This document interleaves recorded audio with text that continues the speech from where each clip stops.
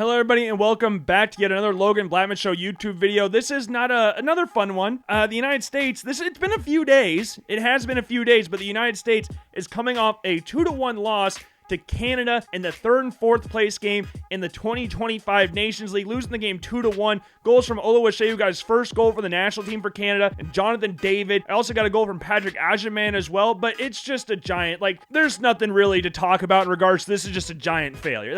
That's the long and short of it. And I didn't think that if you would have taken me back a year, if you had taken me to this March of 2024, prior to the Copa America and all that great stuff, you would have told me that I would be saying the word failure when it comes to the United States men's national team. This much, I would have probably called you crazy. These are just been giant disappointments. They just have. For the amount of talent that the United States can call upon, there's no reason why they shouldn't win this tournament every single year. And they've won the tournament 3 times in a row. This one, you lose to Panama and Canada. You didn't even have to face Mexico. I would understand if you lost to Mexico. I could stomach that a little bit. Obviously, they're the United States' biggest rival, but I could at least stomach that. Because Mexico's a solid national team. Yes, it's been, not great times for them in recent years, but they've still got quality players in there, especially with Raul Jimenez playing like he did throughout this Nations League. But, man, you lost to Panama and Canada, and I don't want to make that sound like I'm talking down to Panama and Canada. I'm talking down to the United States men's national team here. Because, again, on paper, there's no reason that the United States should lose either one of these games. But like I said in the last video, too bad the game's played on grass. You look at Christian Pulisic balling out for AC Milan. We brought up Josh Sargent balling out for Norwich City. Weston McKennie captaining Juventus. Tim Weah playing week in and week out at right back for Juventus as well. These guys are just great players. I would bring up Anthony Robinson, but he hasn't been he had to withdraw from the tournament at the start of it. But even losing players like Anthony Robinson, or not having Serginho Dest, or Balogun, or Pepe, or Johnny Cardoso, whatever, you should still win this tournament. You still should. Tyler Adams is still there. Chris Richards is still there. You got good enough players to win this damn thing, and you lost it to Panama and Canada. Panama and Canada. And again, I've got to keep reiterating this because I don't want to come off big-headed or anything like the United States has some divine right to win the Nations League. They do not, by any stretch of the imagination. But again, just with Panama and Canada, you should not lose those games. Panama showed so much heart in that game against the United States, and that's been a common theme for the United States in these types of games, is the lack of heart. And Christian Pulisic talked about it after the game where he was like, I love my country, I love playing for the national team and stuff like that. Pulisic had some moments in the Canada game where he showed a little bit of grit, when he was running down the near sideline getting dragged by his jersey for 30 yards or something like that. He showed that little bit of grit in there, but apart from that, who else can you really talk about? Diego Luna was by far the best player in the game. I don't really know if anybody else you could really point to oh yeah, they showed heart. Weston McKennie was pretty much anonymous in this game. Mark McKenzie and Cameron Carter-Vickers were not good. They just weren't. You look at the first goal for Oluwaseyi. For the ball deflects off of Mark McKenzie, and then Cameron Carter-Vickers just on his knee. It's just an easy tap-in goal for Oluwaseyi. It's the first goal for the national team for him in his career, and the United States 2 starting center backs are just standing around with their thumbs up their ass. That's pretty much what it was. And you look at the second goal from Jonathan David. Why is Mark McKenzie following Tajon Buchanan's run? He's running into an offside position. He just opens up the spot for Jonathan David to curl it around with his left foot. And Matt Turner, again, like we've talked about in the Panama game, what is the positioning on that? And this is where you can kind of go he needs to play. He needs to play. You cannot start in goal for your national team if you're not playing. That's just a massive thing. His positioning was all wonky the entire time. When you play it back to him, it just feels very uncomfortable. I don't feel safe when the defenders play the ball back to Matt Turner. I need him to go somewhere else. I don't care if it's in the Premier League at this point. I just need him to play. If he's going to be the starting #1 goalie for the United States men's national team, he needs to play. Go back to the MLS. Find somewhere to play because you're not going to play at Crystal Palace and you're not going to play at Nottingham Forest. Both teams have better goalkeepers right now. Sells at Nottingham Forest is playing out of his skin this season as they're one of the best teams in the Premier League. And Dean Henderson has been one of the better keepers in the league as well. You're just never going to play in those situations. And Zach Steffen, we said the same thing when he was at Man City, just accepting the fact you're just going to sit on the bench. Why are we doing that? Why is that ingrained in the system that, oh, I'm going to a big club? I don't care if you're going to a big club. Matt Turner went to Arsenal. He played in the cup games, but then he had the wherewithal okay, Aaron Ramsdale's here. I'm not going to get above him, so I'm going to go to Nottingham Forest where I'm going to get playing time, and he just lost the #1 jersey to Sells. It just happens like that. But go to another place where you're going to play. Don't go to Crystal Palace where Dean Henderson's already entrenched himself as the starter. Go somewhere else. literally anywhere else. And you look at the other goalies for the United States men's national team at this point in time, like, who's the main guy that's going to start? Because Matt Turner was given the captaincy after Christian Pulisic, Tyler Adams, and Weston McKennie were all subbed off in this game against Canada, and he was given the armband, which he's won the armband before. You remember in the Gold Cup in 2023, he was the captain throughout that tournament. He's appeared over 50 times to the national team, so it's like, it makes sense, but is that Pochettino's like stamp of approval that he is going to continue being the United States men's national team #1 goalkeeper going forward? I sure as hell hope not. Like, but who's going to take that mantle? Like, because here's the other thing. Matt Turner he can have those rep performances, but someone's got to take it from him as well. Is Patrick Schulte going to take that from him? He would be the guy that I would expect at this point in time to take that #1 shirt away from Matt Turner. But you also got Zach Steffen playing for Colorado. You've got Freeze playing for NYCFC, Koshin for Barcelona. You also got Eyestone in there. Gaga Slonina, where the hell is he doing right now? I haven't heard from him in freaking forever, but who's going to be that guy that ultimately takes that #1 jersey? Because Matt Turner, I don't know about you guys, I don't have that confidence in him going into the 2026 World Cup. And as of right now, just in the World Cup in general, I'm not really filled with the most confidence. I'm not sitting here going like, oh, the world's on fire and stuff like that. But in a Nations League where you're supposed to win and you come in fourth, and you deserve to come in fourth. There's no, like, again, no divine right for the United States to actually win this tournament. They had to go out there and show that they want to win it, and they didn't. They deserved it. They were the fourth best team in that tournament, and they rightfully came fourth. But looking forward for the United States men's national team, like, that 2026 World Cup is a little scary, because the last two tournaments the United States have been in, they got grouped in Copa America for the first host nation to ever get grouped in that tournament, and then you've also got the 2025 Nations League, where you come in fourth. The Gold Cup's coming up this summer. They just announced the 16 teams that are taking part in that tournament. The United States has to perform there. And the United States and Mexico have alternated CONCACAF Gold Cup crowns since 2013. Mexico won it last time, so maybe this time's the United States' turn. But as we have learned, nothing's given. Literally nothing is given. I don't know what kind of squad Mauricio Pochettino is going to bring to that tournament, but on Pochettino, I'm going to give him time. We're only like, 10 or so games into his United States men's national team career, but there's got to be some changes here. I don't know if he's fully grasped what his responsibilities are as an international manager. It kind of gets lost. Like, you look at it, like, you play it on FIFA. Like, there's a mode in FIFA where you can be a manager for your club and be a manager for your national team. Why? There's no realistic way you're actually going to do both in that spot. It's like two completely different ways of managing a team. You're not with them week in and week out. You've got to make those visits to the players to check in on them and stuff. I heard Herculez Gomez talking about that, where it was like, you need to go and talk to Haji Wright, visit Giovanni Reina, do all that, go do that stuff. Go watch a game at AC Milan or Juventus. Just go to those games. Be present. Don't go and manage a game between Chunks and KSI. You're the only active person in soccer in that game. Arsene Wenger was the other manager in that game. And it's a charity match, good cause and that kind of stuff. But what other national team or current club manager is going to manage a game full of YouTube celebrities and former players? What national team manager is going to do that? This is what I'm talking about. Like, I don't know if he's actually grasped what this is. And what the difference between, like he's 1,000 times the manager as Greg Berhalter is. We all know that.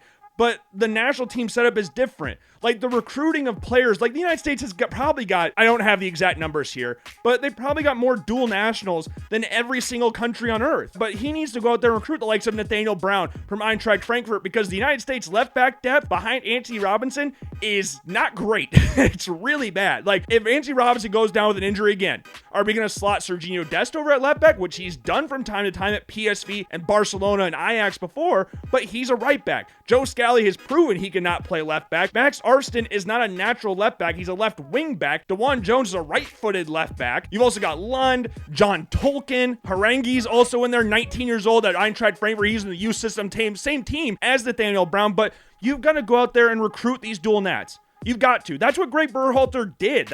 That's one thing I'll give him credit for. You look at the likes of Balogun, Serginho Dest, Yunus Musa, Ricardo Pepi even. Like, I know Pepi played in the underage teams, but he was getting heavily recruited by Mexico. You can even look at like Alejandro Zendejas, where he really ripped him from the Mexican national team. But that's what the job title is for national team manager. And this is the thing that's kind of like, I'm sure frustrating for him, is all the injuries that are taking place. This is where I'll give him a little bit, again, benefit of the doubt a little bit, because we don't know what his best team is. Ricardo Pepi, Balogun, those are your top 2 strikers. They haven't been healthy since he's been in charge. I mean, Pepe has, but Balogun has not been healthy. He just scored a hat trick in the underage game for Monaco the other day, so that's a big step in the right direction. And Haji Wright, he was coming back from, I believe, an ankle injury. Those are your 3 best strikers. Josh Sargent, I don't know what the future holds for him at this point in time. Again, like we talked about before, he hasn't scored a goal for the national team since what? Would we say 2019? And we're in the year 2025 right now?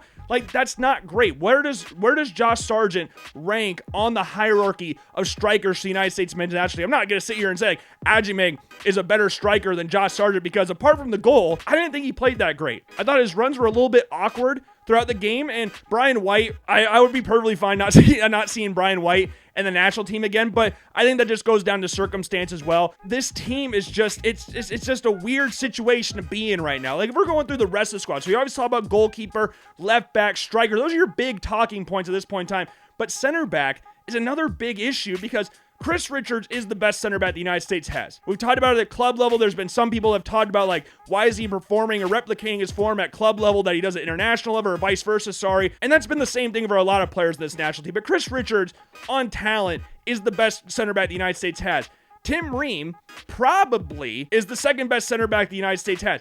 But going into the 2026 World Cup, you cannot go into a World Cup with Chris Richards and Tim Ream as your starting center back pairing. Tim Ream will be 38 years old. Will he be in the squad? I don't know. I mean, having that experience around the squad is very helpful. He's been a captain under Pochettino a few times as well, so maybe he just brings him on for the experience, but I wouldn't play him. I wouldn't do that. And you look at, like, what Mark McKenzie and Cameron Carter-Vickers did in this Nations League. Are they the next in line? Like, who are you going to start next to Chris? I don't know if you would really go with those guys there. So we're looking at the youngsters, like Noah Kai Banks at Augsburg, who's played 8 games for them this year. He started 2 games at left side center back and a back 3 for them. You've also got Joshua Winder over there at Benfica B. He started, I think, 23 games this year. He has 4 goals to his name, which that's pretty impressive for a center back. You also got Matai Akinbani, who plays for Bournemouth, just transferred there from DC United this January. He's made the bench every single game so far this season. He hasn't made an appearance yet for Bournemouth in the senior side, but these are guys that you could potentially look at. Noah Kai Brown is the guy that I think's that closest to breaking into the senior team of the men's national team. You look at the preliminary squad for the Nations League, and it was a 60-man squad, which is ridiculous to have a 60-man squad, but he was in that squad. So I think he's that guy you could definitely look for. He's 6'4" in there as well, so experience play on the left side, so I think that would be a very nice addition if they bring him up through the youth system and stuff like that. But you also look at, like Walker Zimmerman, who's been playing pretty well for Nashville SC this season. They've only allowed 3 goals all season. I think he's got an assist in back-to-back games for them as well. Miles Robinson, do you put him back in the national team? Like, the center back situation for the United States, I would say there's one guy, and that's Chris Richards, and then we're having conversations about pretty much everybody else you can think of. In the right back spot, it's pretty much just Destin Scally. That's pretty much your 2 guys. Marlon Fosse's in there as well, but those are really your 2 guys. At this point in time, left back is a much bigger concern at this point than right back is. But then you look at the midfield positions as well. Like, do you run with this midfield 2? Like this midfield 5 or whatever you want to call it, the double pivot with McKinney and Adams. Like, again, we brought it before. Weston McKinney was fairly anonymous in this game against Canada, where he was, like, the inverse was maybe the best player on the pitch against Panama. Like, just drawing him back a little bit just made it a little bit awkward. Tyler Adams is well fitted for that spot, but who do you put next to him? Do you keep McKinney there? Do you play him on the right? Because, like, where Pulisic plays is another big question mark, because Mauricio Pochettino said that Christian Pulisic he views him in that Christian Eriksen role. For those of you who don't know, that would be playing him as a number 10, and if not at number 10, he'd be playing him on the right, which is where we've seen Christian Pulisic play throughout these camps for the United States men's national team. Tim Weah coming off the left, but Christian Pulisic is just not a natural number 10. This is the second time we've seen a manager try to pinhole Christian Pulisic into a central midfield spot. Remember, Greg Berhalter in the 2019 Gold Cup tried to play Pulisic in that midfield spot. Like, yes, when he's on the left, he tends to drift inside with Anthony Robinson coming back over top,